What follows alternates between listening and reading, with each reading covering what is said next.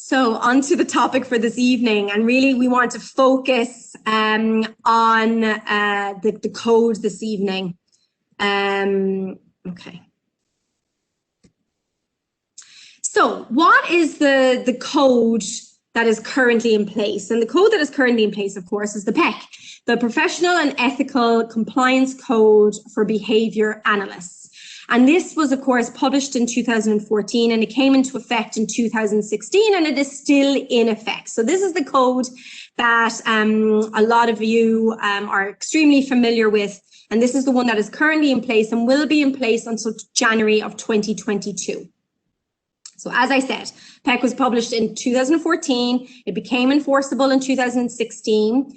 It was developed by a number of subject matter experts, and this was facilitated with the BACB staff. And of course, the PEC was approved by the BACB Board of Directors and the NCCA, and quite rightly so, requires programs to regularly review the requirements for certification. They ask the BACB to revise, especially when there are changes in the profession. And given that this was published in 2014, it was time to have a look and review at our code. So this has been done, and it was started in 2018. So they initiated the project to revise the Professional and Ethical Compliance Code in 2018. So I'm talking. So what I'm going to ask you all to do now is I want you all to go to wooclap.com, and I put the website there, and I want you to enter that code. And what I want you to do is answer the first question. And in the meantime, I need to come out of this so that I can open WooClap to allow you in. So just give me one moment. Okay, so there we go. So if you go into WooClap and put in your code, and you should be able to answer this question, which is, as a behavior analyst in the UAE, share your thoughts about the PECs.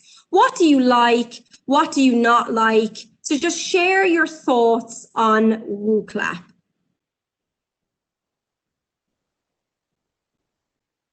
And I will share my screen, so you should be able to see.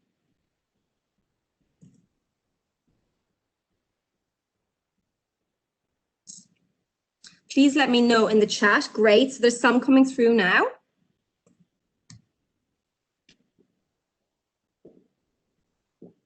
So we have great start, but incomplete. Very clearly written, so these are good, it's good. And you can make multiple responses. So if you want to answer again, please feel free to do so. It's long overdue for an update, and here we are, ta-da. I'm going to change to list so that I can keep track of the ones coming in. Okay, so it's clearly written. Ooh. No, let me go back here. Yeah. Okay, so some areas need to be adjusted to suit various cultures. Cultural traditions and norms for home visits, cultural differences. I'm seeing a lot of cultural here. Cultural differences. It is sometimes taken too literally. I think we need to modify it based on the country of origin. Needs to extend cultural considerations in the UAE. Not fully appropriately culturally. It's nice. I hope that the BCBA ethics code to be flexible, considering UAE culture. What else do we have? Needs to be more flexible, cultural considerations. We're seeing culture all over this. Don't like that it's very geared towards behavior analysts working in clinical ABA with individuals of determination. That's an interesting point. Detailed, but should be more flexible. Much needed, so the change is much needed at this point. Let me scroll down because there's lots coming through. Don't like that Emirati and UAE voices, I've lost it.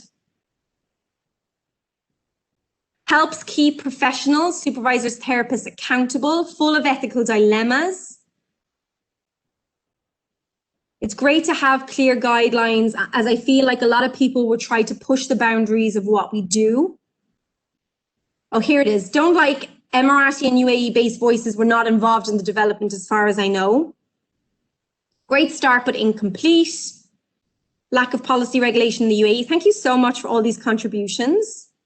And I can share this as well with all of you afterwards. And of course, it's de-identified, so we don't know who wrote each of these. We should put all Arab countries' culture in consideration, not only the UAE. Now, don't forget that this BACB code is for behavior analysts around the world. But certainly, I mean, and to take that point, certainly when we're looking at board certification within the UAE, that's certainly the case. It emphasizes a Western culture. Some points make it hard to disseminate and promote ABA globally. Oh, that's an interesting point. I'd love to hear more. It's important to have clear guidelines. Absolutely, I agree. If we perfectly stuck to the guidelines, BCBAs would be considered very rude to locals. And that's a point that's come up previously in my class as I teach ethics to my students. Thank you all so much for this. You're not in the UAE, that's okay. If you're not in the UAE, you can still contribute, because what I'm asking here is just your thoughts about the code in general then. You don't need to make it specific to the UAE. All opinions are gratefully received here. It does not take into consideration cultural relevance and differences. Example, declining gifts is offensive, and gifts is definitely something we're going to talk about this evening. I need to keep an eye on time, my goodness gracious. Some areas need to be adjusted to suit various cultures. Good, not perfect, could do with more cultural diversity. So, I mean, we're all kind of saying the same thing here, aren't we? It's great and it's a great start, but it was time for a change. And a lot of you here are talking about the need for addressing culture, diversity, cultural considerations here again. Need to have a professional code. Understand it is hard to write code to suit all cultures, so need to recognize that. And that is definitely one of the reasons why the BACB made their decision to discontinue global certification, because of the enforceability of the code across different cultures and different countries. Okay, well, thank you all so much. That was really fantastic sharing. I really do appreciate you taking the time to share your opinion. And there was some, positives there, of course. So we're all definitely seeing, I just realized that I could have just minimized that. There we go. If you cannot see my slides, please do alert me to the fact. And yeah, Farhan says it's promising with a good future. So thank you all so much for your opinions. So there's kind of mixed responses. Some of you are seeing the value in PEC 2014. It was clear, it was concise, it offered guidelines, but we were also seeing that some elements were missing. And from your, from your comments in WooClap, a lot of you referred to that need for looking at cultural responsiveness. Thank you all. So before we dive into the actual code itself to see how it has addressed all of these issues identified by you, excuse me, let's look at the resources being offered by the BACB. Sorry, I just want to make sure that I was still recording. So the first resource is, of course, the BACB website. And as I said in my email to you before this event began, I do encourage you all, of course, to check out the website. It has been updated. The ethics page now looks like this on the left. And as you can see there on the right, that's the QR code. So if you want to lift up your phones and take a little snap, that will bring you to this page. And it's divided into 4 sections. So it has a really great section on ethics codes. Then some fantastic ethics resources, which include, a link to the ABA hotline, which I've talked about previously. That hotline is amazing. If you've got an ethical dilemma and you really don't know how to address it, you can contact ethical experts to get some advice on a particular dilemma. There's resources there with lists of, ethics related journals and articles. There's just a really wonderful selection of resources. So I really do encourage you all to check that out. There's also a section on reporting to the ethics department. So if you do need to make a report, how do you do so? So again, it's very clearly and very systematically outlined about how to do that and how to respond to your requests with the ethics department. So again, I really do encourage that you all check out the website if you haven't looked at it in a while. It is been massively updated. And again, I would always say that if you do have any question related to the BACB, rather than, it's always nice to ask your colleagues on that, but really you need to go to the source. You need to go to the BACB and, all the information that you will need is there. The second resource that I just want to draw your attention to for those of you who haven't seen it yet is the Crosswalk. And the Crosswalk is going to be a massively important resource, certainly for me as I teach ethics this semester to my students. And what this Crosswalk is it outlines, and I'm going to show you it shortly, but it outlines the difference between the PEC of 2014 and the new ethics code of 2020. So this is like a little section of the Crosswalk just so you can see what it does look like. So on the left, you can see section 1 of PEC 2014, which became effective in 2016. So that's section code 1, responsible conduct of behavior analysts. And what this Crosswalk does is it maps each element, each code, each subcode of the PEC across to the new updated ethics code that's going to become effective in 2022. So for example, you will now see 1.01, reliance on scientific knowledge. You will see that covered in the introduction of the new code, as well as 2.01. 1.02 of the old code, if you will, boundaries of competence, will now be reflected in the introduction, and 1.05 of the new code, etc. So it's really, they've given us, the BACB have really given us this really useful resource where we can essentially map the old to the new. So it's been incredibly helpful to me as I teach ethics this semester, and as a behavior analyst becoming familiar with the code. So I really strongly urge you all to check out this Crosswalk. And I'm going to just, where's my chat gone? There it is. I'm just going to keep this chat here just in case a message comes through and I miss it. So we talked about the website and we talked about the Crosswalk. What other resources should you all be looking at? And I do say should because it is our responsibility to ensure our own competence and our own professional development. And going to these resources is a really great first step. There are podcasts. I don't know if you know this, but the BACB have now issued 17 podcasts. They're all pretty short and snippy. This one that's on the screen is a bit longer, it's 40 minutes, but the more recent ones have been in and around 20 to 25 minutes. Really handy if you're, in the car driving somewhere, just pop on your podcast and have a listen and be, furthering your professional development as you're in the car. So great multitasking. And what's great about these podcasts is that I've given you both of these links. Of course, you can get them from the BACB website as well. I will be sharing these slides with you all, but you can either access the podcast via the BACB website with this link that I've given you. And also the BACB has a YouTube channel, so you can access it on YouTube also. Okay. So the first episode that I wanted to draw your attention to is episode 6. And episode 6 of this podcast goes through the history of ethics at the BACB. Now, this was published in June of last year, so it obviously doesn't include reference to the new code. But it really gives a wonderful grounding in ethics because it takes you all the way back to Jerry Shook and the establishment of the BACB all the way through. And it's presented by this lady here on the screen, Misty Bloom, who is the BACB's Director of Regulatory Affairs and the Chief Legal Counsel. And I just pulled out because I listened to this last week as I was driving somewhere. And I just loved her quote that she gave during this podcast. And she says, "The ethics define the profession."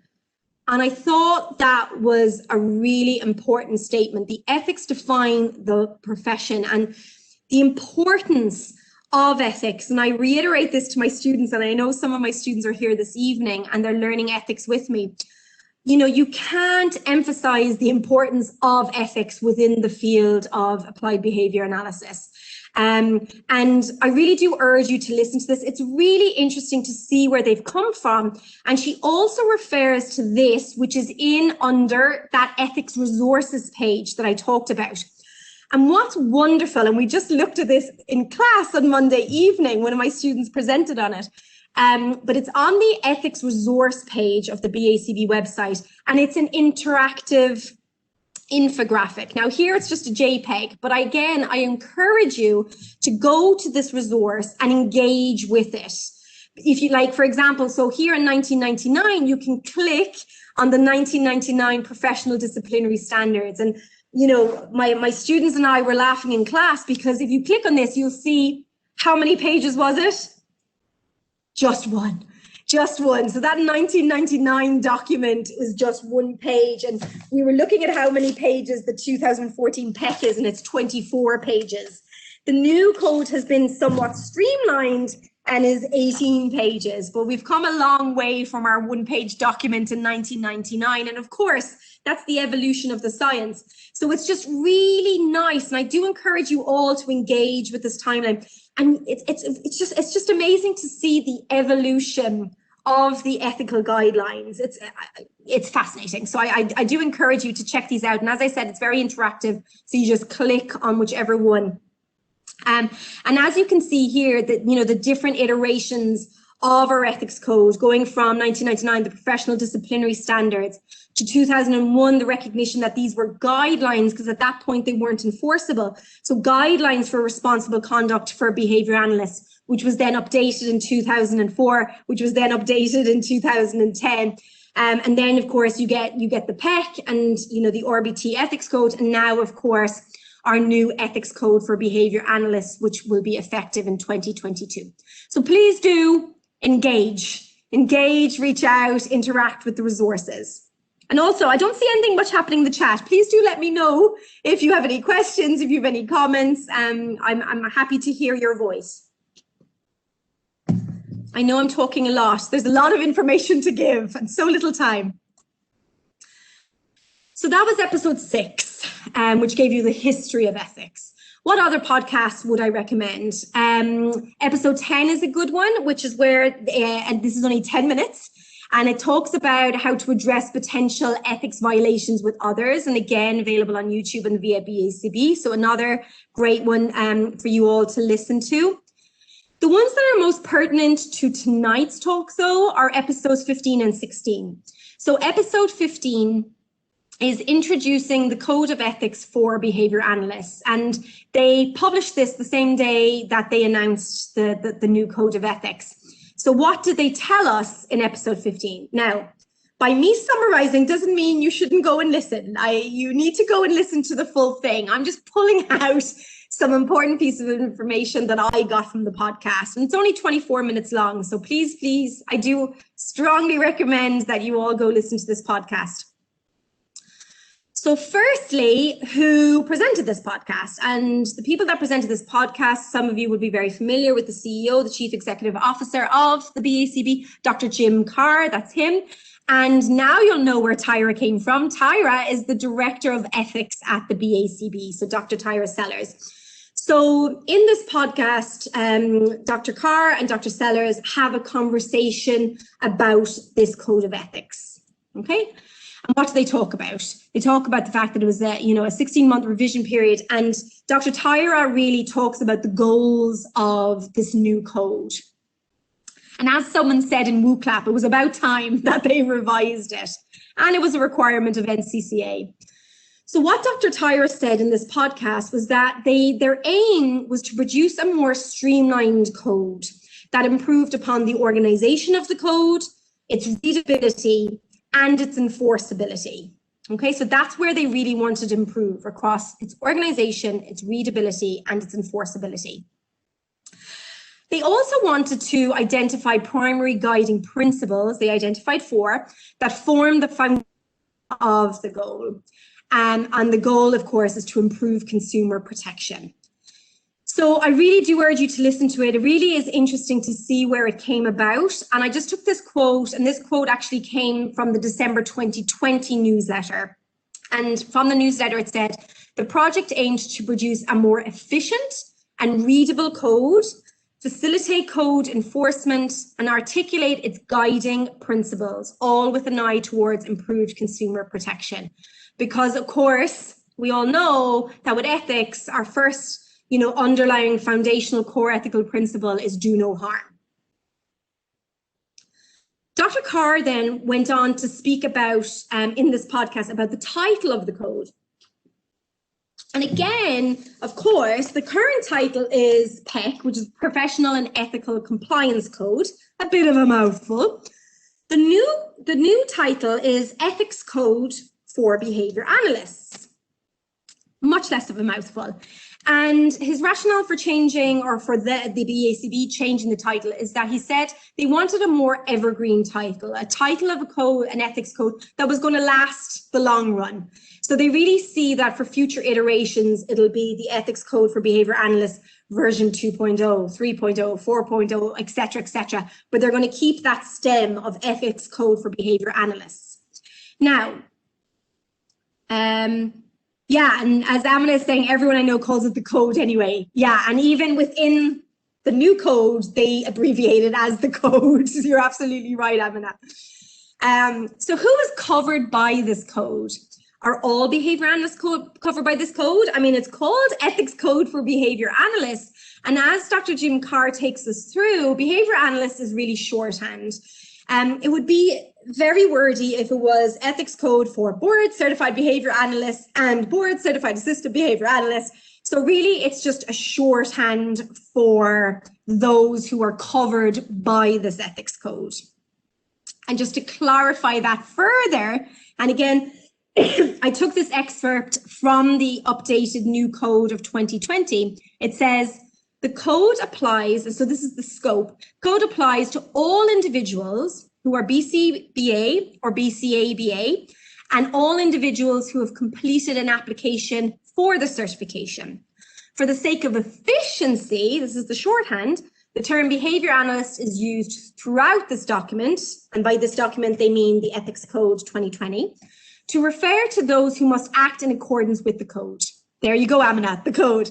The BACB does not have separate jurisdiction over organizations or corporations. So that is who the code applies to. So this is the scope. It then goes on to in what activities does it apply to? So applies to in all your professional activities, including direct service, consultation, supervision, training, management, editorial and peer review activities, research, and any other activity within the ABA profession. So it's not just about those, those delivering direct service with clients. It's about all behavior analysts. The code also applies to behavior analyst professional activities across all settings and delivery modes. And of course, that's particularly important now as we deal with this pandemic in terms of in writing, via phone, email, text message, video conferencing.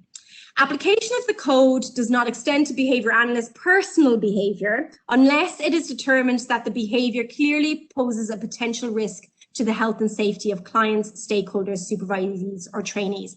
So that is the scope of the new code. That is who is covered by the new code. And I'm just going to keep an eye on the chat to make sure that I'm not missing any questions, which I'm not. Again, please do pipe in if you have any questions or comments. So let's talk about the new code. So the new code, they started in fall 2018, started the development stage, and it was informed by feedback from stakeholders and also other professional codes. So they actually looked, according to the podcast, they looked at 11 professional codes, including ASHA. So first of all, looking at the feedback from stakeholders. So they sent out, and I'm sure a lot of you at least received the survey, and I'm sure, I hope, a lot of you completed it and sent it back. But they sent out lots of surveys in late 2019, early 2020, and they sent surveys to regulators, ethics instructors, and they also sent a survey to everyone who's board certified. So for all of you who have been certified since late 2019, you should have received this survey. And as Dr. Tyra says in the podcast, they were very overwhelmed and very pleased to receive almost 5,000 responses. So they received 4,728 survey responses. And according to Dr. Tyra, they read every single one of them. And of course, they had to do some analysis. They coded it for themes, etc. So using the feedback from the surveys, using the, scouring other professional codes, they then had 20, now she said 28 in the podcast, but it said 26 in the newsletter. So there was a little bit of a discrepancy. So I'm going to go with the newsletter, which is 26 subject matter experts to draft a new edition. And these subject matter experts, or SMEs, were those who engaged in teaching, scholarly work, and expertise in diversity, equity, and inclusion, or DEI. And then they had a work group of 7 SMEs conducting a final review and providing additional feedback. So you can see it was a very systematic process. The code was finalized and then presented to the BACB Board of Directors, and the board approved this new code on July 31st of 2020. And of course, it was brought to our attention in December of the same year. So that's everything that was covered in episode 15. So now, another podcast I want to draw your attention to is episode 16. And this was just recently published. And this looked specifically at section 1. Now, how many sections are there in the new code? There are 6, which we're going to be going through, of course, this evening. And this podcast takes you through section 1. And again, this podcast is with Dr. Jim Carr, CEO of BACB, and Dr. Tyra Sellers, the Director of Ethics at BACB. And what's wonderful, let me just put in a side note. What's wonderful about Dr. Tyra Sellers is that she's also got a qualification in law. So she's kind of got a law hat and an ethics hat. She's a very impressive behavior analyst. But again, they take us through section 1. So in episode 15, they introduce the code as a whole. And the plan is that Jim Carr and Tyra Sellers are going to issue, a podcast on each section. So far, only section 1 is available, but I assume that the next one will be section 2, section 3, section 4. So keep an eye out on the BACB website for upcoming podcasts. But in episode 16, they talk about section 1, and they really, they go through it, each individual subcode. Dr. Jim Carr reads it out, and Dr. Tyra expands upon it, explains why it's in there, talks about where it came from, etc., etc. So, you know, it really does add to your reading of the code. So again, I really do encourage you to engage and listen to this podcast. And it's only 26 minutes long. And because we're going through Code 1 tonight, I'm not going to talk about their podcast because it's everything I'm going to talk about this evening. So again, what were our resources? So our resources were, the website, the Crosswalk, and number 3 were the podcasts. A 4th resource for you, of course, are always the newsletters. And the most pertinent one for tonight's session is the December 2020 newsletter, which introduces the new ethics code for behavior analysts. I'll leave it here for a second. So for those of you who haven't seen it, I urge you to take out your phones if you're looking on your computer, open up your camera. I mean, we're all very proficient with QR codes now since we're opening up menus and restaurants with it, etc. So this will take you to this very newsletter. And again, I urge you to read this, and I will be pulling out important pieces of information from that newsletter this evening. Let me take a breath and give you a chance to ask any questions. And Dr. Sarah, do let me know if I'm missing anything. I don't think I am, but just in case I am, I would appreciate you drawing my attention to it. Definitely. I haven't seen anything that you've missed so far. Okay, thank you so much. Appreciate it. I feel like I'm talking a lot. So please, if you need me to stop, if you want to voice your opinions. I have a lot of discussion questions coming, so you are going to be asked to do a lot of interaction soon. But of course, it's tricky because I just want to get all this information to you. So let's proceed. So So here is the ethics code for behavior analysts 2020. So the official citation is 2020, but of course it doesn't come into effect until 2022. And again, here is the QR code that will take you directly to it. And again, I'm going to be sharing these slides. So as I just said, it'll be enforceable as of January 1st, 2022. Until then, the BACB has recommended that everyone, certificants, applicants, trainees, those who supervise, those who teach ethics, we're encouraged, we have 2 years to become very familiar with this new code. And this is relevant for me and Dr. Sarah and Dr. Clodagh to make any needed adjustments to our courses, our coursework in ethics. Now, for students or for those who intend to apply to become a BCBA or a BCABA, how does this impact on the exam? And I know my students ask me this. And of course, we all know that there's no, and I took this from the BCBA Handbook, but of course, there's also a BCABA Handbook. And these handbooks, which were published quite recently, they really are a fantastic resource for those who are seeking certification because it really takes you through the examination. And I just took a little snapshot here of the total number of questions that you're going to be asked. But it also gives a number of sample questions of retired questions from the BACB, so you can get an idea of the types of multiple choice questions you're going to be asked. As you can see on the screen, and of course, everyone, please feel free to jump in here. But the sections or the content areas that are currently covered in the BCBA exam are, as you see, measurement, design, behavior change considerations, behavior change, etc., etc., etc. There's no specific section on ethics. And as you'll see right above the examination outline, you are, of course, as a student or an applicant, encouraged to use the PEC as a resource as you study for the exam. Why? Because ethics goes across all of the questions. If there are multiple questions and you're like, oh, I don't know if this one's right or this one's right, you need to look at which one's more ethical. So ethics really stems across all of the subject areas, but there's no specific questions directly targeting ethics. So I just wanted to make that clear to students. And I don't know, Dr. Sarah, do you have anything to add to that? Not to put you on the spot. No, I think you covered that fairly well. Okay, thank you, Dr. Sarah. Yeah, thank you, Emmeline. Yeah, it makes sense that ethics would stem across, because of course, in everything we do, when we measure behavior, when we design experiments, when we are, implementing behavior change procedures, etc., everything we should do should be ethical in nature, of course, and really aligns with the PEC or really aligns with the ethics code for behavior analysts. So just to make that clear, first of all. So now let's look at the ethics code for behavior analysts and the structure of it, because structurally, and as you can recall, Dr. Tyre Sellers had said that one thing that they wanted to improve upon with the new code was the organization of the code. So it does look pretty different to the PEC of 2014. So now there's a very lengthy introduction, which there wasn't in the PEC.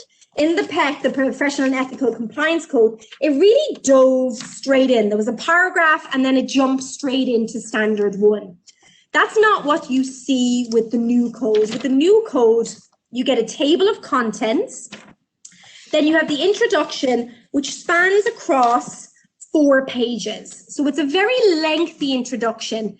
And Dr. Tyra goes through this in the podcast, and she said that really came from stakeholders, from the surveys, the need for an introduction.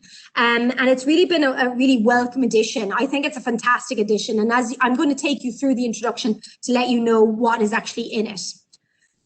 The glossary, and again, I'm going to come back to these in more detail. So there's, of course, a glossary, just like there was in PEC. And then, of course, the ethics standards. Now, I mentioned earlier on that there are, how many? Can anyone remember how many standards I said there were in the new code? Straight in there, Amina, very impressive. Yes, you're absolutely right. So I said there were 6 ethics standards. Thank you so much. So there are, yeah, great. I'm seeing loads of 6s coming through. You're absolutely right. There are now 6. Can you remember how many there is in our current code? The Professional and Ethical Compliance Code of 2014? How many sections are there in the current code? Can anyone recall? Good, Amira, lovely to see one of my students coming through on that. Excellent, another one of my students, great, and loads of attendees saying 10, as you can see. So wonderful there. So we had 10 in the PEC, and we're, again, streamlining it now, so we've only got 6. Let me do a time check, we're doing okay. So what are the standards called? The standards are called responsibility as a professional, responsibility in practice, responsibility to clients and stakeholders, responsibility to supervisees and trainees, responsibility in public statements, and finally, responsibility in research. So those are going to be our new 6 standards. Okay, and you'll see quite a bit of overlap, and I'm going to take you through the overlap with the current code. So this is what the table of contents looks like. You've got your introduction, and the introduction is made up of the scope of the code, which I've already introduced you to in terms of who is covered by the code.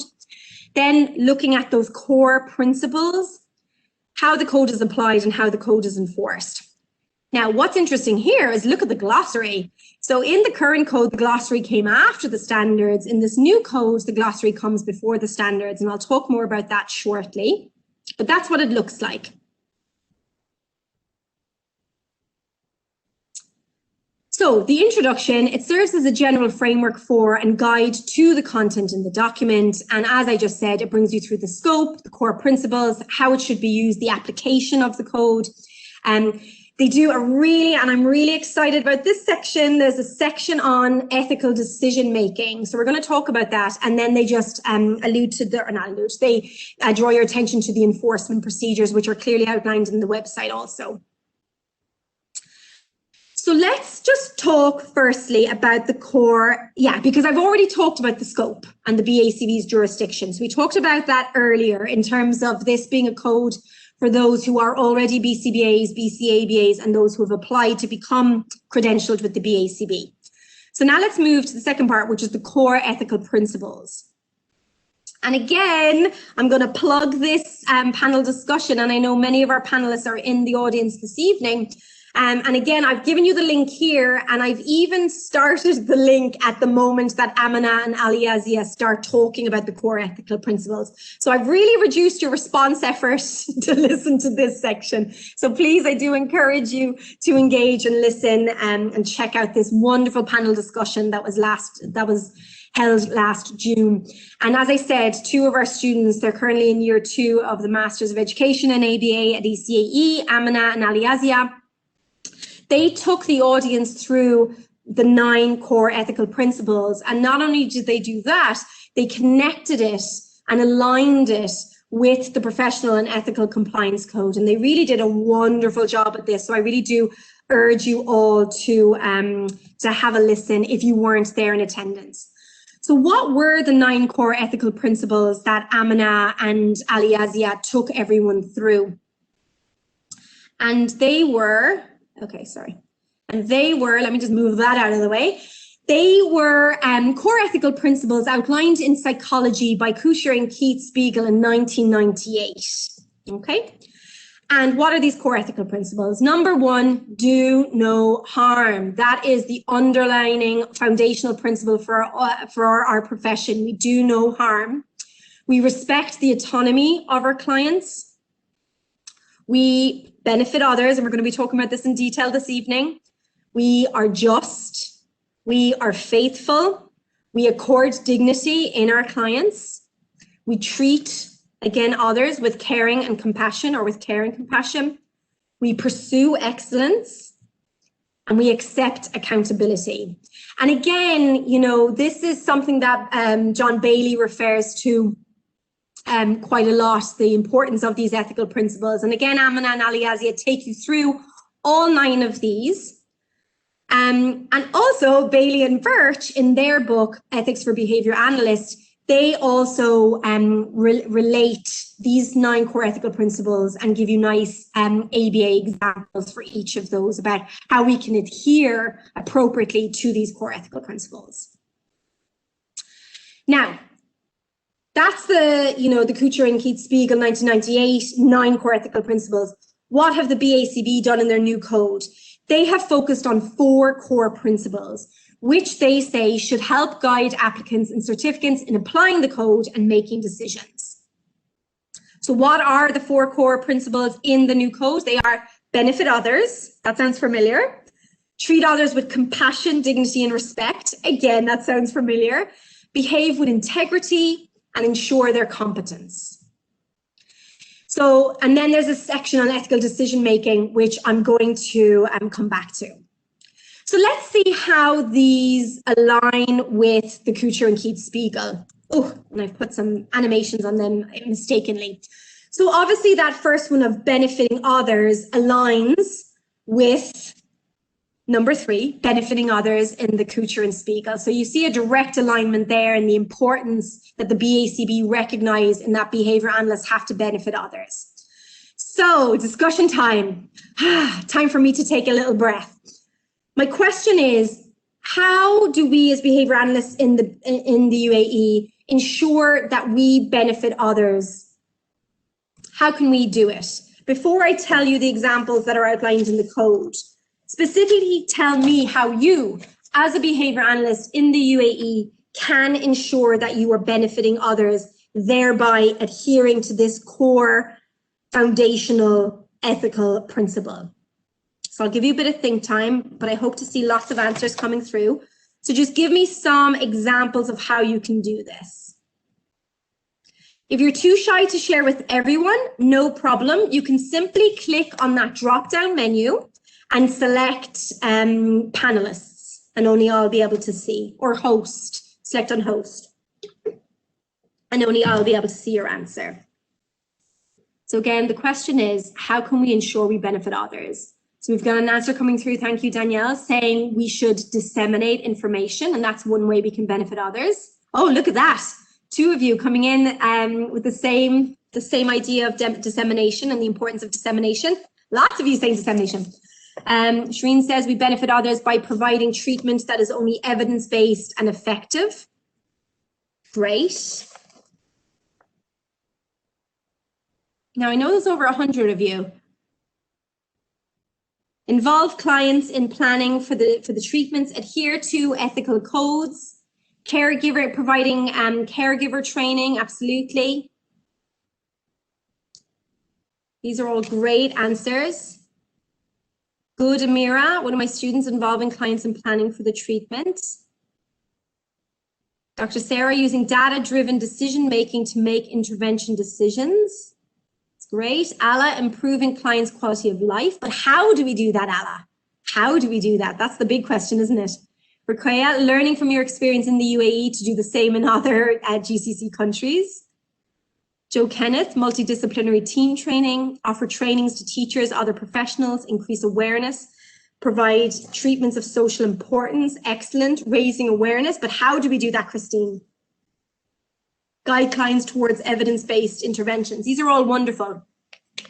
And as your answers come through, please keep going. I'll tell you what's in the code. So behavior analysts work to maximize benefits and do no harm by protecting the welfare and rights of clients above others, protect the welfare and rights of other individuals with whom they interact in a professional capacity, focus on the short and long-term effects of their professional activities, actively identify and address the potential negative impacts of their own physical and mental health on their professional activities, actively identify potential and actual conflicts of interest and work to resolve them in a manner that avoids or minimizes harm. I see a lot of offering training, reducing the stigmatization of behavior, increasing social behavior to facilitate inclusion in community and family units. This is great. Effectively, according to the code, effectively and respectfully collaborate with others. And a lot of you are saying that collaboration and training others is coming through. Effectively and respectfully collaborate with others in the best interests of those with whom they work, and always place clients' interests first. And some of you said that. Actively and identify and address factors, example, personal, financial, institutional, political, religious, cultural, that might lead to conflicts of interest, misuse of their position, or negative impacts on their professional activities. So lots of specific ways offered in the new code about how we can specifically benefit others.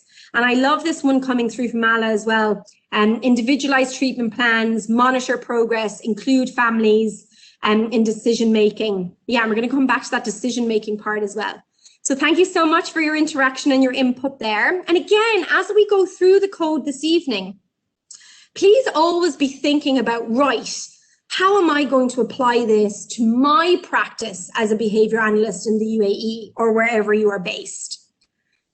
So number 2, in terms of treating others with compassion, dignity, and respect, the way I see it, and I did this mapping, just so you know, I see that mapping on to the Kuchar and Keith Spiegel core ethical principles of respecting autonomy, according dignity, and of course, treating others with care and compassion.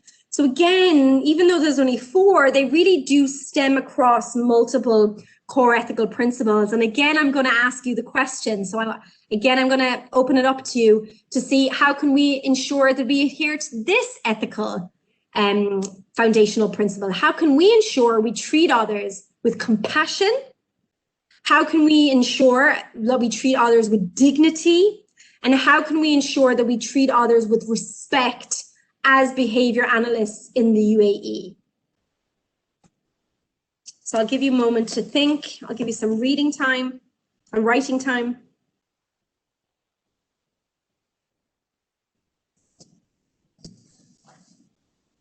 Okay, so Amna coming through would take specific care when using social media, example, recording clients. Awesome. Excellent point, Amina.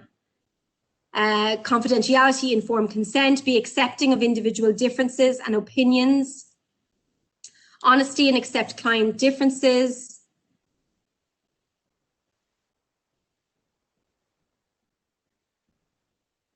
Absolutely. So what differences might we have amongst our clients? How might they differ?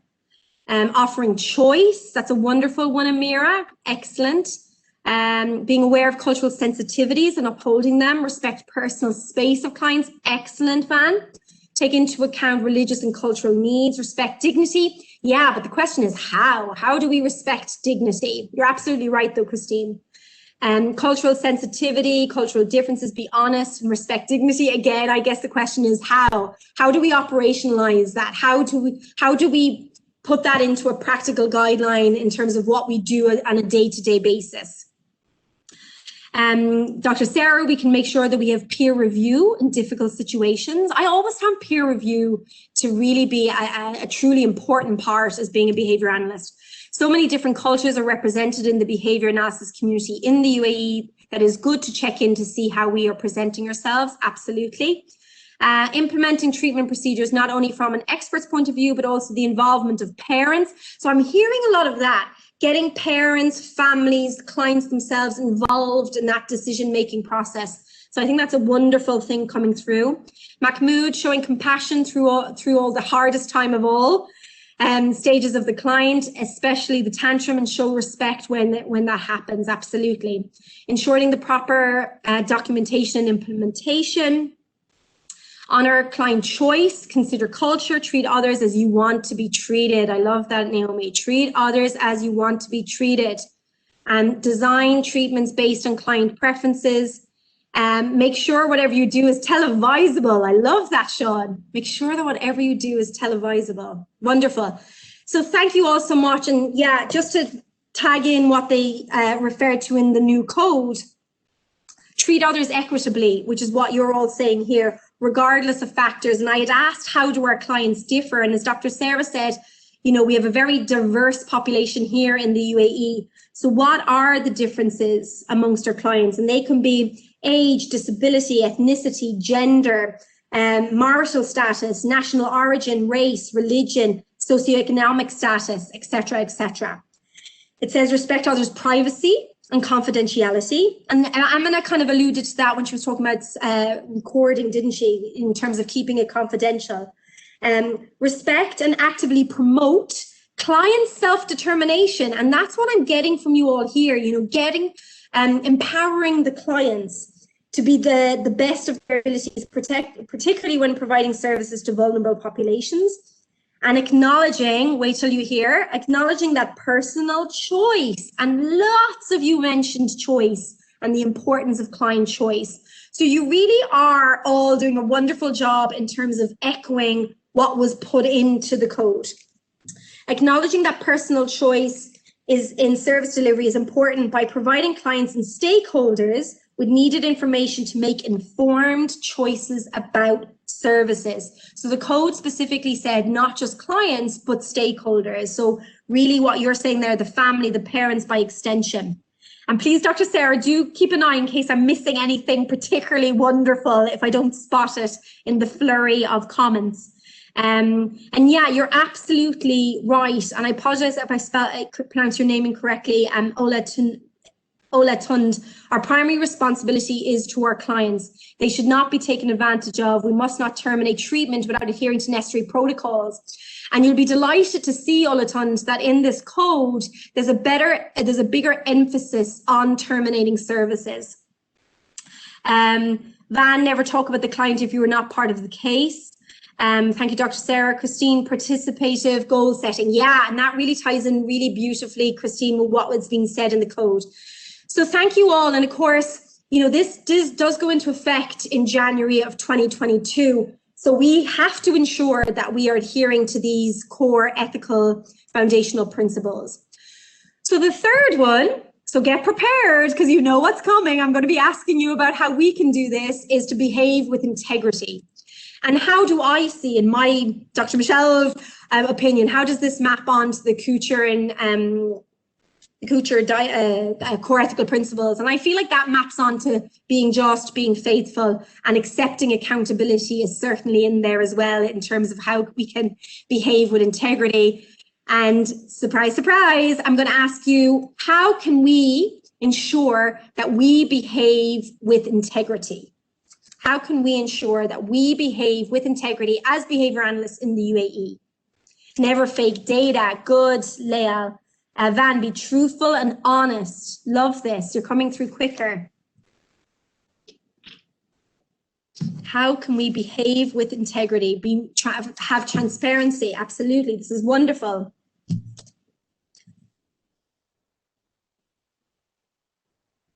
Just want to give you some thinking time. Know what you are doing. Yeah, absolutely. Work within the boundaries of competence, Christine, as it says in the PEC. Dr. Clodagh, recognize the limits of your expertise and seek support if you need it. And yeah, that's what Christine was saying, wasn't it, Dr. Clodagh? Yeah, working within the boundaries of your competence. Yeah, wonderful. Accepting our own biases. Amina, I feel like you've read the new code. Accept our own biases and make sure they do not influence our actions towards others. I mean, it's almost word for word from the new code. It's wonderful. Excellent. Transparency, accuracy. Good, Antonia. Yes, so Dr. Sarah says, I see the work you're all doing with federal credentialing linked to this item as well, taking responsibility for our own actions and not relying 100% on a code from the BACB. Yeah, that's absolutely the plan, Dr. Sarah. Amira, collecting reliable data. Wonderful, Amira. Truth, transparency, accountability. Absolutely, Hafsa. Yeah, Mahmoud, giving feedback to other professionals. Yeah, and I love that. That ties in with what Dr. Sarah was saying in terms of that peer review. And what Mona's saying, seeking feedback from colleagues. That's so important. Once you become a BCBA, your job isn't done. You continue to have to educate yourselves. And, you know, we continually get faced with new dilemmas, new scenarios, and that peer review, that ability to get feedback from your colleagues is so important. Yeah, good, Mohammed. Don't answer any question if you don't have enough information. Accept responsibility, so that accountability. Yes, Sarah, I love this. Doing the right thing even when no one is watching. Wonderful. Well, Ola Tund, I'm going to come back to that issue of not being allowed to give or accept gifts. So currently, as per the PEC 2014, you are correct, but things are changing and we're going to discuss. Amira, ensure staff are trained enough to ensure competency. Absolutely. So that staff training piece is really important. Thank you, Amira. Khaloud, ask for help and consultation if you need, and give credit to the person who gave you the advice. I love that extra piece there at the end. You're absolutely right, Khaloud. Dr. Missy, seek feedback, ask questions, keep the client the center of all your work. Wonderful advice. Yeah, and to extend upon my point, Dr. Claude is saying this credential of being a BCBA or BCAB, it's only the start of your professional journey. I always say that to my students. It's not the end goal. It's just really the start. And again, Mohammed, we're going to come back to that issue of accepting gifts because there is a change in the new code. Working the best you can. Right. So thank you so much, Joe Kenneth. So let's just come back to what is said in the code. So with behavior integrity, behaving in an honest and trustworthy manner, you cover that, not misrepresenting yourself or your work or others' work or engaging in fraud, following through on obligations, holding yourself accountable. So that accountability piece that a lot of you mentioned is in here. Being knowledgeable about and upholding BACB and other regulatory requirements. So this, and Dr. Tyra talks about this in the podcast, that this new code really goes beyond and makes it more extensive in terms of taking into account that a lot of us have other requirements that we also must adhere to, especially those who are duly trained or duly certified. Other things in terms of behaving with integrity, actively working to create professional environments that uphold the core principles and standards of the code. So some of you mentioned staff training, so that would tie in with that. Respectfully educating others, and again, a lot of talking there about training in the chat, about the ethics requirements of behavior analysts and the mechanisms for addressing professional misconduct. So really wonderful interaction. Thank you all so much. And of course, be prepared for the next one. How can we adhere and ensure our competence? And this was an easy one in terms of how to align this with Kuchar and Keith Spiegel of 1998. It really aligns with pursuit of excellence, doesn't it? So of course, my question is, how can we, all of us, the 100+ people that are here this evening, how can we ensure our competence as behavior analysts in the UAE? So hit me up here with lots of examples. Complete CEUs, absolutely, Zoe. Be here, come, attend, participate, engage, absolutely. Attend webinars, absolutely, Jennifer and Amina. Come here, come to attend our workshops. Read current research, absolutely, Dr. Sarah.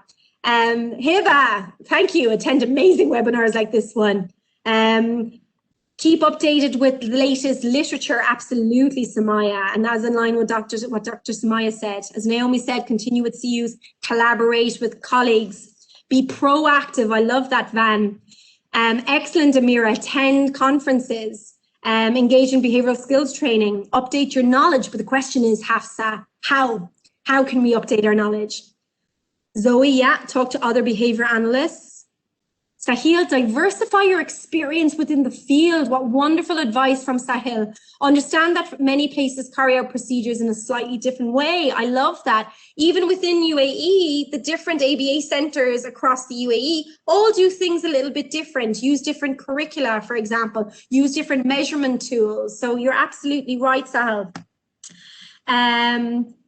Get a supervisor, engage in competency-based training, exercise professional knowledge, listen to podcasts. Yes, Amanal, starting with the BACB ones that I gave you tonight. And there's always room for growth. Absolutely, Christine. Practice in the field and seek additional training. Yes, Dr. Massey, seek supervision, research and CEUs, never-ending learning. Yeah, we are all lifelong learners, aren't we? Attend conferences. And this, of course, is a bit easier now, isn't it, Mona? In terms of, again, a silver lining of the pandemic, but all the conferences have gone online. So for those of us, who haven't been able to go to United States, for example, for the annual ABAI, it's now virtual this year. So it's really affording a lot of people the opportunity to attend conferences that they previously wouldn't have been able to because of work commitments, financial restraints, whatever the case may be. So this pandemic has really afforded the opportunity. Similarly with this webinar, and I said that in the last one that we presented, silver lining of the pandemic, we're now doing all this online. So we're able to reach people from across the world, from the comfort of your living room or wherever you happen to be listening this evening. Seek out support when working outside of your scope. Absolutely, Hannah. Yeah, seeking to be part of workshops with other professionals, Mahmoud. I love that. Linda, our lovely secretary for ABA-UAE, operating from a place of humility and accept that you might not know everyone. I love that, Linda. Absolutely. No, we don't know it all. We're constantly learning. Ruqayya, read from other related professions that are part of the team. So, for example, SLT, OT, etc. Absolutely, Ruqayya. Linda, and take steps to learn more and gain experience in areas outside of your wheelhouse. Absolutely great, Linda. And I'll expand professional relationships with other BCBAs with a wide range of experience. Here's the place to do it, Ala. We can network. Yeah, absolutely, absolutely. So let me give you some examples that are listed in the chat. Let me just, including feedback on treatments from peers as well as clients. Yeah, great. Thank you, Sean. So what it says in the code is remain within the profession's scope of practice, just checking the time, remaining current and increasing their knowledge of best practices and advances in ABA and participating in professional development activities like you're doing this evening. Remain knowledgeable and current about interventions, including pseudosciences, including all those fad treatments. Yes, of course, it's important to know about current evidence-based interventions, but it's also important that we're clued in and knowledgeable about pseudoscientific treatments that may exist in their practice areas and pose a potential risk of harm to our clients. So I think that's a really great addition to this code. Be aware of working within, and continually evaluating the boundaries of their competence. So I know Dr. Clodagh mentioned that as a point.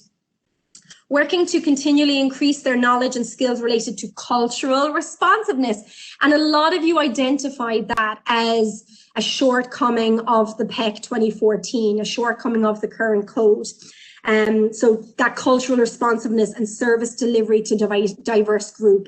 So again, there's a big emphasis on cultural responsiveness in the new code, which is a really just a great and timely addition. So they're the four and how they map onto the Kuchar and Kegel core principles. So they are now firmly within the new code. So we are expected, of course, to be knowledgeable about and comply with the code and code enforcement procedures. They're all available very clearly on the ECA website. And of course, the BACB recognize that, we all have very different, or we may have different professional roles. And I said that Dr. Tyra really emphasized this in the podcast, that yes, as a board certificate of the BACB, you have to comply with the BACB code, but you also are required to comply with all applicable laws, licensure requirements, code of conduct, ethic requiring reporting requirements that pertain to you. So just to be mindful of that in terms of the application of this code. So then this was a really important addition to the new code that was not there in the PEC. And again, there's 6 standards, but they're not meant to be exhaustive. And this is taken directly from the code. It's not possible for the BACB to predict every situation that might constitute an ethics violation. So in the absence of something explicitly being stated in the code, you have to interpret and apply a code. It is critical to attend to its wording and its function, as well as taking into account those 4 foundational principles. Now, this was the part I think is just a really exciting, wonderful addition to the new code that was completely absent from the last code. And it's the section on page 5 of ethical decision making, and it's housed within the introduction of the new code. And it says that behavior analysts will likely encounter complex and multifaceted ethical dilemmas at some point across their career. And when faced with such a dilemma, behavior analysts should identify the problems and solutions with care and deliberation, which I'm sure you all do. And in resolving an ethical dilemma, behavior analysts, and I added the emphasis here, but this is taken word for word from the code, they should follow the spirit and the letter of the code. So this comes back to the deontological and utilitarian approaches to ethics. And this code is accounting for both approaches in terms of that we should acknowledge and we should follow both the spirit of the code and the letter of the code. and their core principles and the specific standards. So I like that they added that, and that's my emphasis. Behavior analysts should address ethical dilemmas through a structured decision-making process. Agreed, but what is this process? And we don't have to come up with it ourselves because the BACB have given it to us. Exciting, huh? So they've given us this, I think there's not 8, an 11-step decision-making process that they recommend when deliberating or addressing ethical dilemmas. So let's go through this ethical decision-making process. So behavior analysts will, I've already said that. Oh, right. So throughout all of the following steps, we should be documenting information that might be important. So my question is, what kinds of documentation or what kinds of information do you think is important for us to document as we deal with ethical dilemmas? So what kinds of information should we be trying to document if we're faced with an ethical dilemma?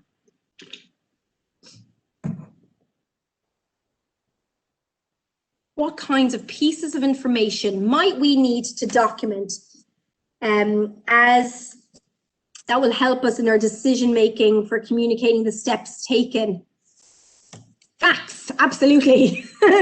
So what kinds of facts might we need? So I'll just give you a few more seconds to have a think.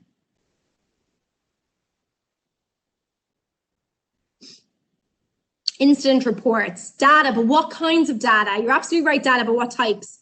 Who is involved? When it happened? Your actions to resolve them. Excellent, Dr. Missy. Absolutely. Who, what, when, how? Yeah, great. So thank you for that. So let me just tell you what it says in the code. So it says, consider documenting, as Dr. Missy said, dates, times, locations, any individuals who are relevant to the scenario. So any summaries that you may have of observations, meetings, or information reported by others. And throughout all of the documentation process or the collection of evidence, you need to take care to protect confidentiality as you prepare this data and as you store this documentation. So what is the ethical decision-making process? And I'm going to take you very quickly through it. But as I take you through it, I want to, and some other great documentation coming through exactly. As I take you through this, I want you to think about this as a process in your practice as a behavior analyst. Is this a process? Is this a model that you think would be useful and beneficial to you as a behavior analyst in the UAE? So firstly, clearly define the issue and consider potential risk of harm to relevant individuals. Seems straightforward.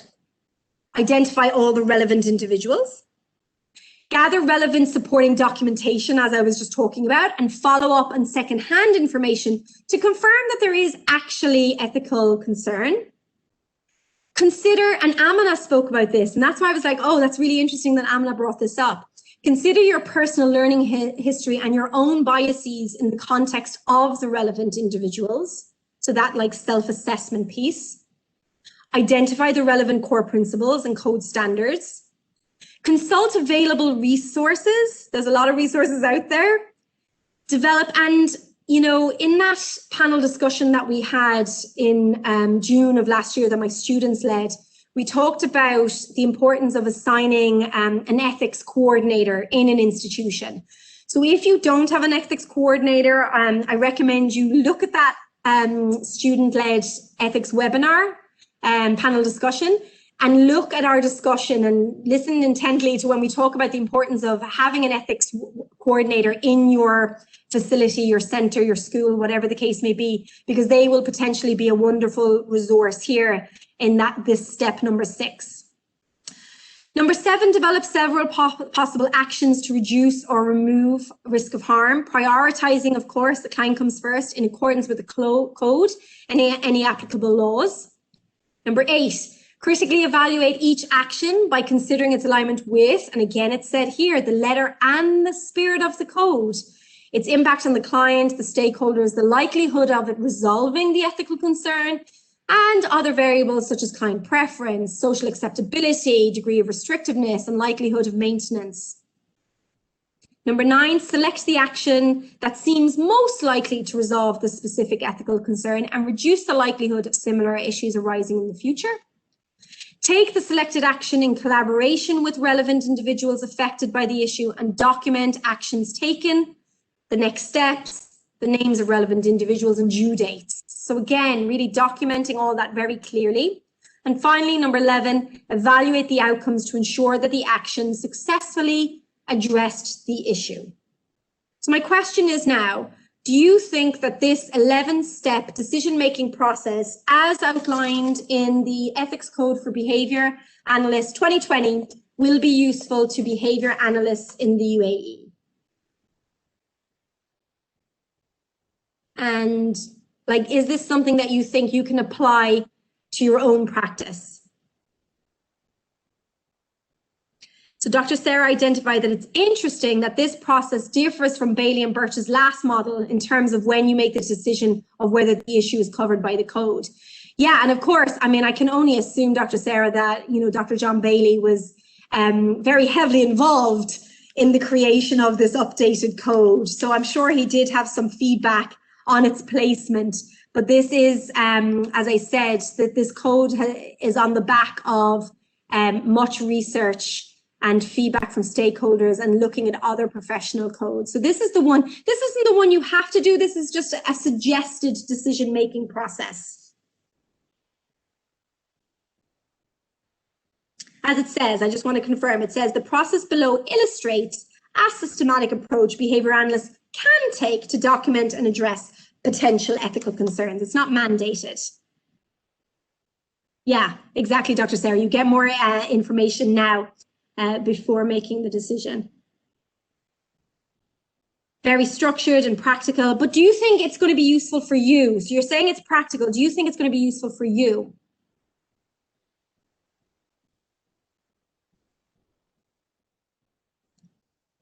Yes, a resounding yes from Jennifer. So I'm going to take that as a nice positive and move on because we still have lots to get through.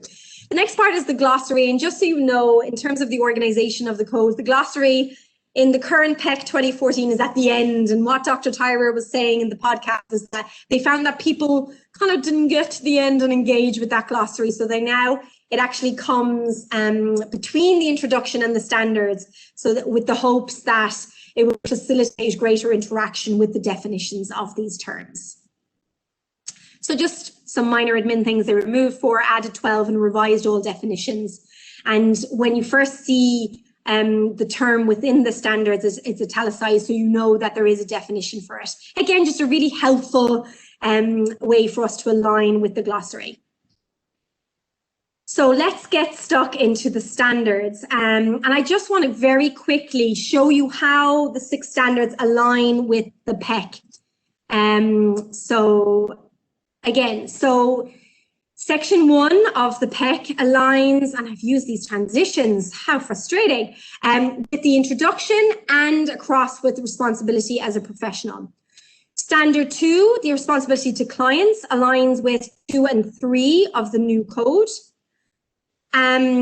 Standard 3 aligns with Standard 2 of the new code. Standard 4, which relates to behavior change programs, aligns with, responsibility in practice. Number 5 aligns, of course, with responsibility to supervisees and trainees. Our ethical responsibility to the profession is now settled, is now housed in the introduction, as is our ethical responsibility to clients. So it's our colleagues. So our responsibility as behavior analysts and colleagues are now covered within the introduction of the new code. Public statements is covered on its own standalone code in the new code, responsibility in public statements. Research also has its own standalone, standalone code, which I'm getting to, there we go. And finally, that ethical responsibility to the BACB, again, is really captured within the introduction and responsibility as a professional. So as I said to my students in class last night, you know, the 10, it's not like they've been just deleted and gotten rid of forever and ever. They're just really being rejigged, reorganized, made more readable and made more enforceable.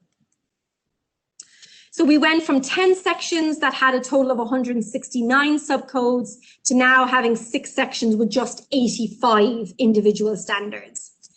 What they found was that some of them were unenforceable and removed, and I'm going to show you which ones were removed.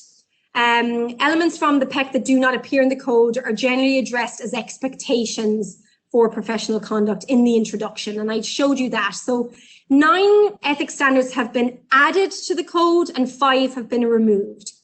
These are the ones that have been added, and again, I'll draw your attention to 4.07, which really focuses on that issue of incorporating and addressing diversity.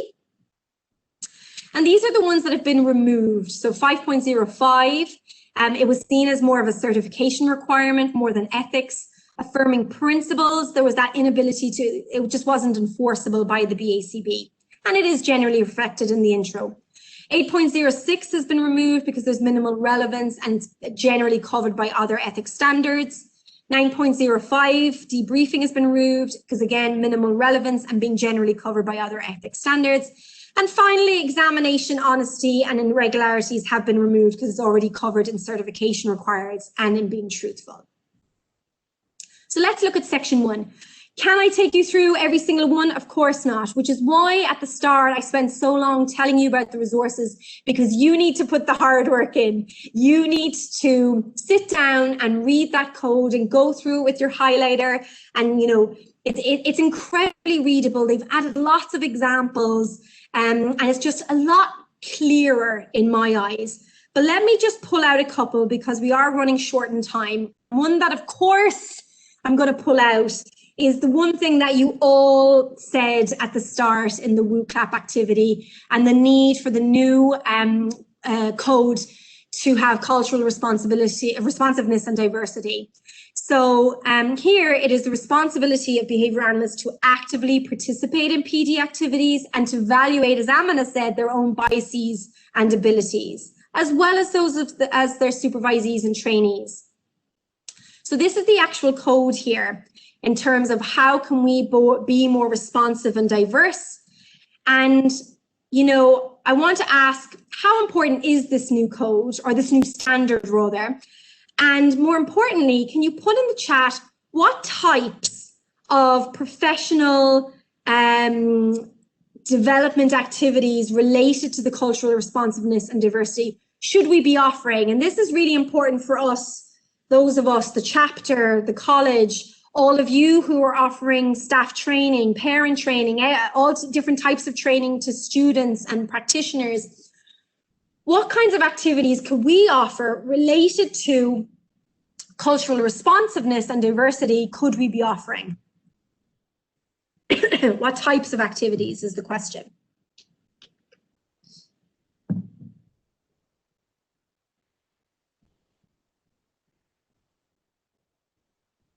Life skills activities with ABA perspective. Oh, I apologize.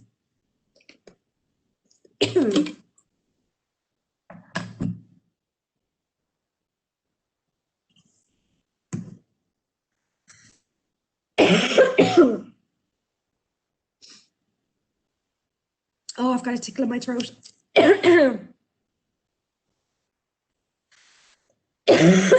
Excuse me. Oh, I can't get a tickle in my throat with 10 minutes to go. So I'll just leave you read and engage yourself with the chat while I catch my breath.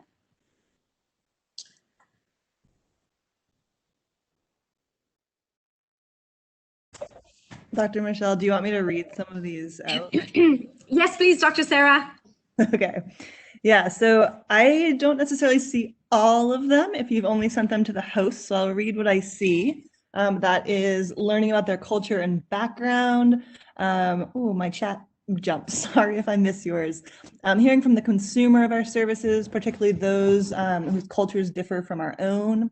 More Arabic resources, yes, webinars, translated documents, training. We just had our first one, as many of you know, so we're looking forward to, inshallah, having more Arabic webinars, and hopefully the group here can help with that. Vital for those of us who are new to a country or working with a new client of a different background, seeking to learn about the country, traditions, practiced, absolutely.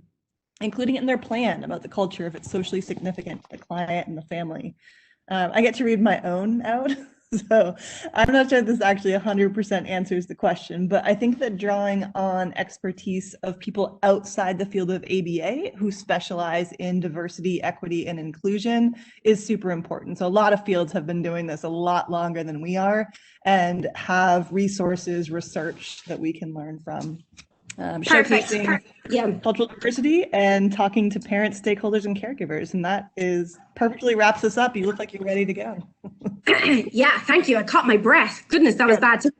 There's also a couple, thank you so much, Dr. Sarah, for jumping in there. I appreciate it. There's also education and training activities as to the application of culturally aware practice skills and a pathway to competency building.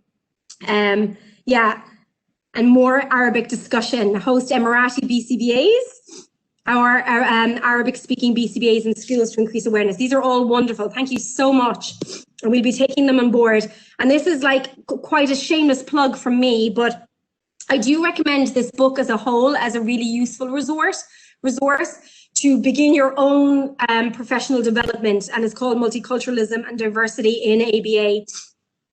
And I have co-written a chapter in this book with Dr. Pam Olson, the acting executive director of MRC NEC, and we looked at ABA specifically with Arab Muslim populations. But there really is, those first couple of chapters in particular offer a really lovely model of looking and how to become more culturally responsive.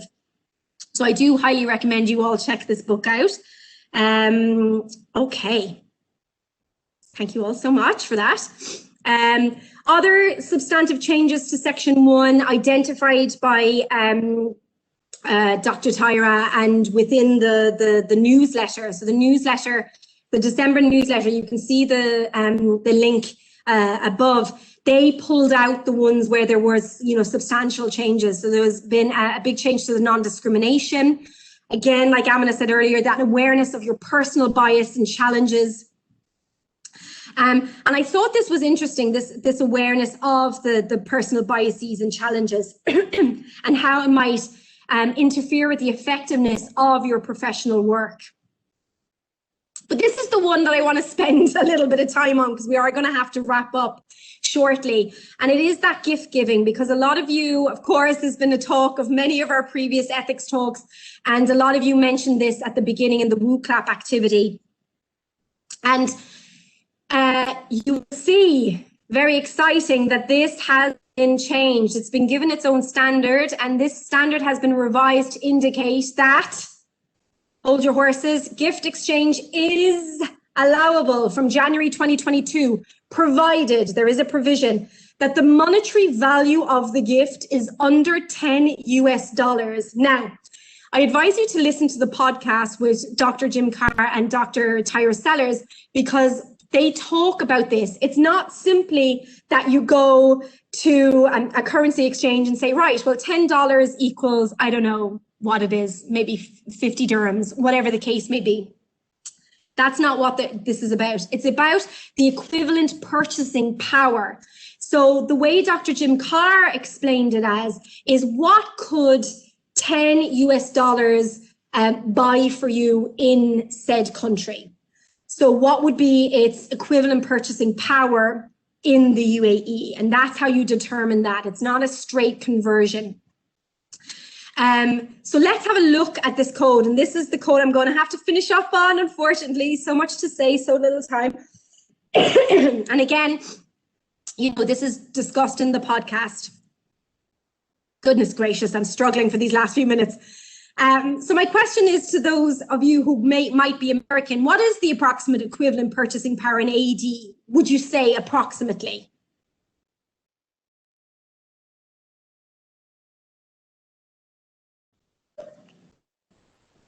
And as you consider that, so did you do a straight conversion? Because again, remember, we're not supposed to do a straight conversion. It's about what could $10 US essentially, like the same kind of, like what could $10 buy you in America, and how many dirhams would you need to buy the same thing in the UAE, if that makes sense? So Sarah's saying $10 in America would buy you a drink and a sandwich. So whatever that equates to, a lot in Starbucks. Yeah, so $10 in America could buy a loaf of bread and a gallon of milk. So again, equating that to what you would need to spend on a loaf of bread and a gallon of milk in UAE. And that's how you kind of figure out for your country, what is the purchasing power. So what do we think? And I will end on this. I won't do a woo clap. We'll just do in the chat, if you don't mind. What are your thoughts about the fact that the BACB listened to us and updated the code to include the fact that we are now allowed to give or accept gifts from clients, stakeholders, supervisees, or trainees? What are your thoughts? And while you put your thoughts in, behavior analysts make clients and stakeholders aware of this requirement at the onset of the relationship. So you don't just, you don't wait until you receive a gift. This is very clearly outlined, as it was previously at the beginning of the relationship, that this is what is allowed. So I agree with you, Christine. The BACB has really shown some flexibility here. A gift is acceptable if it functions as an infrequent expression of gratitude and does not result in financial benefit to the recipient. Instances of giving or accepting ongoing or cumulative gifts may rise to the level of a violation of the standard if the gifts become a regularly expected source of income or value to the recipient. So we're allowed to give and receive gifts, but there are conditions around that. So we need just to be careful once this does become effective in January 2022. And as Dr. Clodagh says, at least we can have tea or coffee now. However, Dr. Clodagh is slightly concerned that even mentioning gifts makes people think they actually need to provide them. But overall, it's better. So yeah, so kind of saying at the outset, look, you can give me a gift, but it can only be this monetary value, is implying that gifts are expected. So we need to be careful in terms of how we approach that at the outset or the onset of the professional relationship. Thank you for that, Dr. Clodagh. So we are going to have to close up with some of these comments. It helps to not disrespect clients and goes along with the code's principle of respect and acting with integrity. Excellent, Camille. Shireen says it's a great addition because it allows for flexibility and takes into account cultural sensitivities. Yeah, absolutely, Amira. Flexibility aligns with our culture. Zoe thinks it's great as it's a socially acceptable way of showing appreciation. Parents give teachers gifts at the end of an academic year, and they want to do similar things to that with their therapists. Camille says that it allows for the parents and stakeholders to give back. Veronica says that she likes that the BACB has specified infrequent expression of gratitude. So that's a good clarification there, isn't it? So just to fly through, of course we've run out of time, but we will be undoubtedly holding more ethics webinars in the future. And again, this doesn't actually go into force until January 2022. So don't worry if you're like, oh, Dr. Michelle only talked about section 1. It's fine. There's going to be podcasts from the BACB, and before 2022, we will certainly be hosting additional webinars related to this code. And I agree with you. So Dr. Clodagh says that in her opinion, to be honest, she thinks that she'd have preferred if they said refreshments are fine and keep it black and white for other gifts. But she acknowledges that she might be being inflexible in her thinking. Joe Kenneth says that they're accepting flexibility. They might give gift in exchange of the service if they can't afford cash sometimes. Now that's addressed, that comes under like bartering. So that is addressed in the code. Yes, thank you, Dr. Clodagh, you just brought that up. So that's still, Joe Kenneth, you do need to look at the code, the specific code with regards bartering for services. So as I said, we only really pulled out some sections from section 2, but just to draw your attention, these are outlined in the newsletter. So if you read the newsletter, you'll see this information. These are the substantive changes in section 2. This is section 3, and these are the substantive changes, quite a few in section 3. And you'll see there, someone talked about discontinuing services earlier and how to do that ethically. And that's really focused upon in 3.15. Section 4, supervisory volume. And I really like this addition, and I did want to have this discussion, but as I said, we will be hosting a future webinar where we can go through the sections in more detail. And I wanted us to discuss supervisory volume in the UAE, accountability and supervision, and again, focus on diversity and making sure that our supervisees are also getting that training in diversity. And then section 5, these are the substantive changes. And finally, section 6, these were the substantive changes, again, in the December newsletter. So I'm going to close out of this so that I can stop sharing, so that I can get the link for your BACB CEUs. So let me just copy and paste that for you now. Let me go into the chat. Here we go. So for CEUs, here is the link. Again, and I cannot stress this enough. Please, please, please enter your email address correctly. Get your 2 codes correct. And then check your spam folder. I promise you it's there. I promise you it's there. If for whatever reason it's not there, please do feel free to email me, okay? If it is not there, if there's an issue, but I promise you that if you all click on this and fill out your details right now and you go straight to your spam folder, it will be there, I promise you. So thank you so much. What's lovely is that everyone's being so nice and thanking me, but of course that's going to drown out the link to the CEUs. So I'm going to put that back in again. So please, for the BCBAs, BCABAs, BCBA-Ds, click on that link and to obtain your BC or your CEUs. Also, when you sign out of this, you will automatically be brought to an evaluation survey.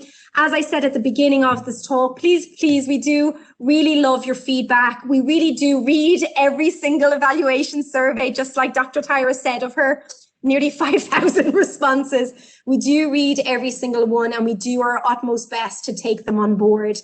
And yeah, it's just a great opportunity for you to share your opinions on what we're doing well, what we're not doing so well, and how to improve going forward.